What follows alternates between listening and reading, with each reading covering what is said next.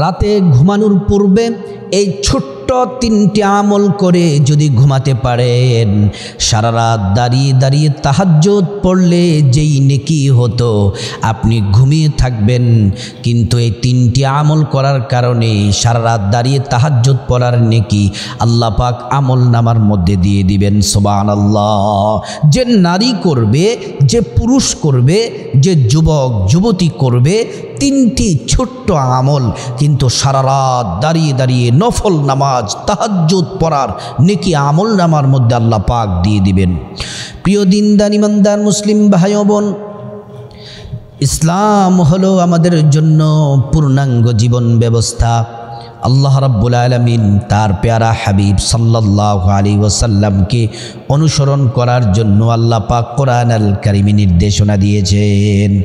আল্লাহ পাক বলেন, কুল ইন কুনতুম তুহিব্বুনাল্লাহা ফাত্তাবিউনি ইউহিব্বুকুমুল্লাহু ওয়া ইয়াগফির লাকুম যুনুবাকুম ওয়াল্লাহু গফুরুর রহিম। আল্লাহু আকবার। মহান আল্লাহ রাব্বুল আলামিন বলেন, হাবিব আপনি বলে দেন, আমার বান্দারা যদি আমি আল্লাহকে যদি ভালোবাসতে চায়, ফাত্তাবিউনি, আপনি নবীকে, আপনি রসুলকে যেন তারা যেন অনুকরণ করে। আল্লাহর হাবিবের অনুসরণেই আমাদের মুক্তি রয়েছে, আমাদের জন্য কল্যাণ রয়েছে। যদি আমরা বাথরুমে যাই, টয়লেটে যাই, আল্লাহর নবী বলেছেন তোমরা টয়লেট বাথরুমে যাওয়ার আগে প্রথমে বাম পা দিয়ে প্রবেশ করো, তারপরে দোয়া পড়ো, আল্লাহুম্মা ইন্নী আউযু বিকা মিনাল খুবুসি ওয়াল খাবাইস। যদি আমরা রাসূল করিম সাল্লাল্লাহু আলাইহি ওয়াসাল্লামের শিখানো পদ্ধতিতে বাথরুমেও যাই, সেটাও আমাদের জন্য ইবাদত। রাসূলের পদ্ধতিতে শিখানো, ভাষায় শিখানো পদ্ধতিতে যদি আমরা কাজ করি, কাজের শুরুতে যদি রসুল যেভাবে করেছেন সেভাবে যদি করি, আর দোয়া যদি পড়ি, আমাদের কাজ কর্ম, কথাবার্তা, উঠা বসা, চলাফেরা, ঘুম, খাওয়া রসুলের শিখানো পদ্ধতিতে হলে সবগুলা ইবাদত আর বন্দিগি হয়ে যাবে। আল্লাহু আকবার। আল্লাহর নবী সাল্লাল্লাহু আলাইহি ওয়াসাল্লাম বলেন, মান আহাব্বা সুন্নতি ফাকাদ আহাব্বানি ওয়া মান আহাব্বানি কানা মাই ফিল জান্নাহ। আমার যে উম্মত আমি নবীকে মোহাব্বত করলো, সুন্নতকে আঁকড়িয়ে ধরলো, সুন্নত পালন করলো, সে আমি নবীকে ভালোবাসলো। আর আমি নবীকে যারা ভালোবাসবে, কানা মাই ফিল জান্নাহ, জান্নাতে সে আমি নবীর কাছাকাছি থাকবে। আল্লাহু আকবার। প্রিয় দিনদার ইমানদার মুসলিম ভাই ও বোন, রাতে ঘুমানোর পূর্বে এই তিনটি ছোট্ট আমল করে যদি ঘুমাতে পারেন, আপনি ঘুমিয়ে থাকবেন, আর সারা রাত তাহাজ্জুদ নফল নামাজ পড়ার নেকি আমল নামার মধ্যে আল্লাহ দিয়ে দিবেন। সুবহানাল্লাহ। এই আমলগুলা করতে হবে আল্লাহকে রাজি খুশি করার জন্য, আল্লাহকে সন্তুষ্টি করার জন্য। 1 নাম্বার আমল, যদি কোনো নারী পুরুষ এশারের নামাজ পড়ে যদি ঘুমায়, পুরুষ যারা আছে তারা যদি মসজিদে জামাতের সাথে নামাজ পড়ে, আর মা বোনেরা যদি বাসায় সময় মতো যদি নামাজ পড়ে, আল্লাহ কোরআনে বলেন, ইন্নাস সালাতা কানাত আলাল মুমিনিনা কিতাবাম মাওকুতা। আল্লাহ পাক বলেন সময় মতো তোমরা নামাজ পড়ো। তো পুরুষ যারা এশারের নামাজ যদি জামাতে পড়েন, আর মা বোনেরা যদি বাসায় নামাজ পড়েন, পরে যদি আপনারা পবিত্র অবস্থায় জিকির ফিকির অজু করে ডান কাত হয়ে যদি ঘুমিয়ে যান, তাহলে এশারের নামাজ পড়ার কারণে অর্ধেক রাত পর্যন্ত দাঁড়িয়ে দাঁড়িয়ে নফল নামাজ পড়লে যে নেকি হতো, এশার নামাজ পড়ে ঘুমানোর কারণে আল্লাহ পাক অর্ধেক রাতের দাঁড়িয়ে দাঁড়িয়ে নফল নামাজের নেকি আল্লাহ তাআলা আমল নামার মধ্যে দিয়ে দিবেন। সুবহানাল্লাহ, সুবহানাল্লাহ। পুরুষদেরকেও দিবেন, আমার মা বোনদেরকেও দিয়ে দিবেন। সুবহানাল্লাহ। তারপরে ঘুম থেকে উঠে যদি ফজরের নামাজ যদি পুরুষ যারা আছেন জামাতে পড়েন, আর আমার মা বোনেরা যারা আছেন আপনারা যদি বাসায় যদি ফজরের নামাজ সময় মতো যদি পড়েন, বাকি অর্ধেক রাত নফল নামাজ পড়লে আমল নামাজ যত নেকি হতো, ফজরের নামাজ পড়ার কারণে অর্ধেক রাত নফল নামাজের নেকি আল্লাহ পাক আমল নামার মধ্যে দিয়ে দিবেন। সুবহানাল্লাহ। যদি পুরুষরা এশা এবং ফজরের নামাজ পড়ে, মা বোনেরা যদি বাসায় এশা এবং ফজরের নামাজ পড়ে সারা রাত দাঁড়িয়ে দাঁড়িয়ে দাঁড়িয়ে দাঁড়িয়ে নফল নামাজ পড়লে, তাহাজ্জুদ পড়লে যত পরিমাণে নেকি হতো, তত পরিমাণ নেকি এশা আর ফজর পড়ার কারণে আমল নামার মধ্যে আল্লাহ পাক নেকি দিয়ে দিবেন। সুবহানাল্লাহ। আল্লাহ রাব্বুল আলামিন 5 ওয়াক্ত নামাজ ফরজ করেছেন। আল্লাহ রাব্বুল আলামিন বলছেন, বান্দা তোমরা 5 ওয়াক্ত নামাজ পড়ো। 5 ওয়াক্ত নামাজ যদি পড়ি আল্লাহ রাব্বুল আলামিন আমাদের ভাগ্যটা পরিবর্তন করে দিবেন, রিজিক দিবেন, পেরেশানি দূর করে দিবেন।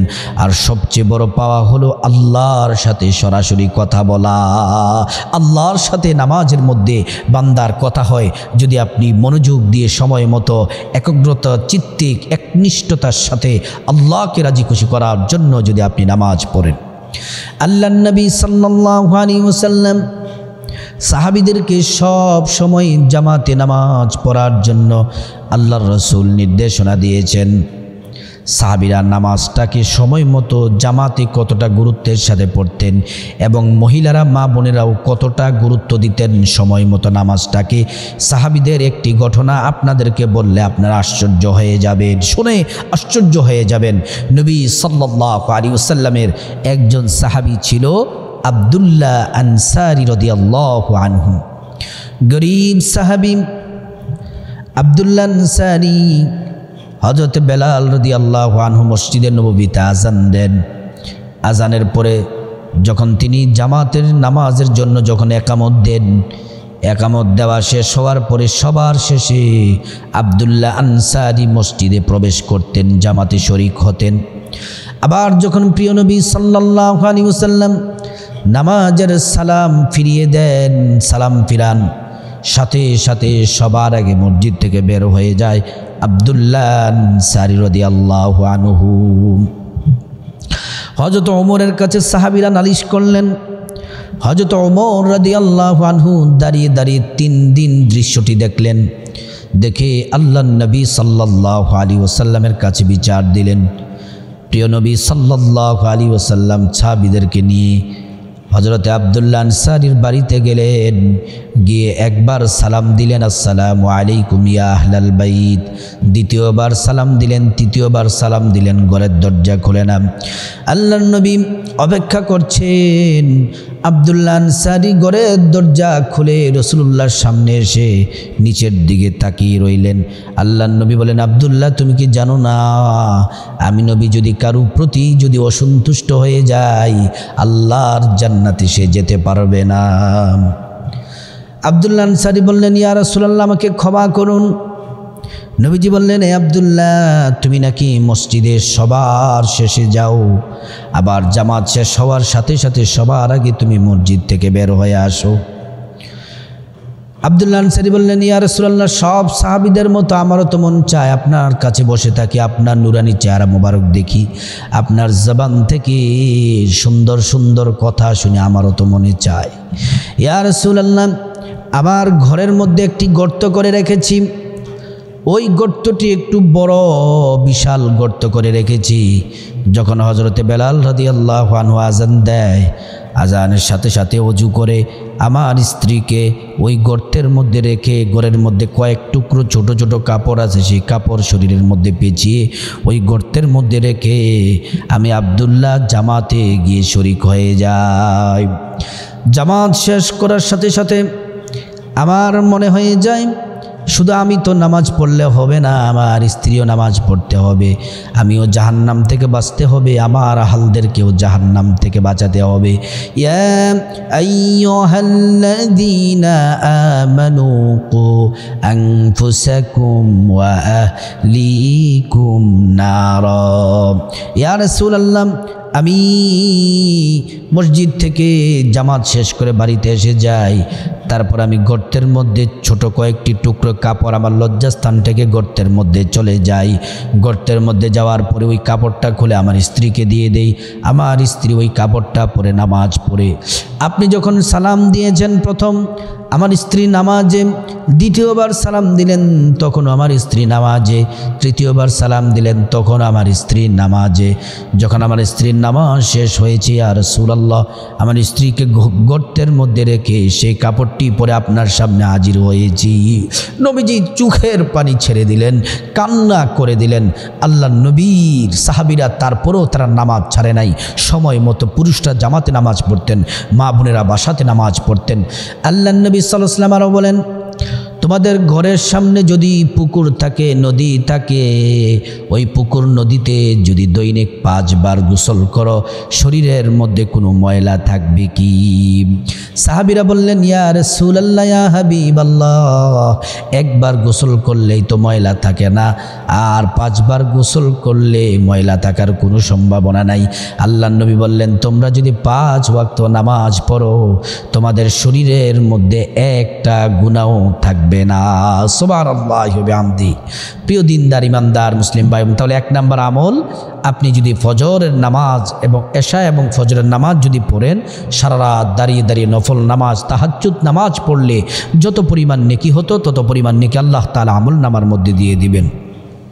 দ্বিতীয় নম্বর আমল হলো, রাতের বেলা যদি আপনি এই ছোট্ট সূরাটি যদি একবার পাঠ করে যদি ঘুমান, আপনার আমল নামায় শত শত নেকি আপনার আমল নামার মধ্যে পৌঁছে যাবে। আল্লাহ নবী সাল্লাল্লাহু আলাইহি ওয়াসাল্লাম সাহাবীদেরকে বললেন, সাহাবীরা, তোমরা কি রাতে ঘুমানোর সময় 1000 আয়াত পড়ে কি কেউ ঘুমাতে পারবে? কোনো সাহাবী ভয়ে হাত তুললেন না। আবু বকর, ওমর, ওসমান, আলী কেউ হাত তুললেন না। আল্লাহ নবী বললেন, কে কে তোমরা সূরাতুত তাকাসুর পারো? সব সাহাবী হাত তুললেন।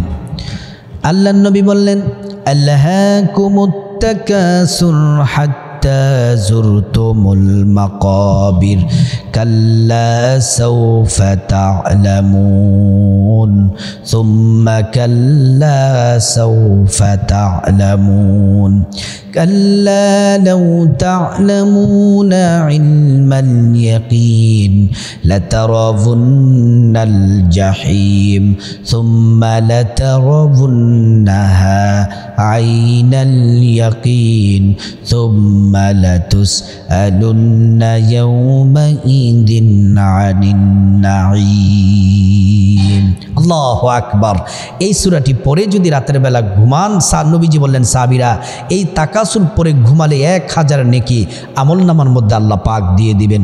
তারপর থেকে প্রতি রাতে সাহাবীরা সূরা তাকাসুর পড়ে তারপর ঘুমাতেন।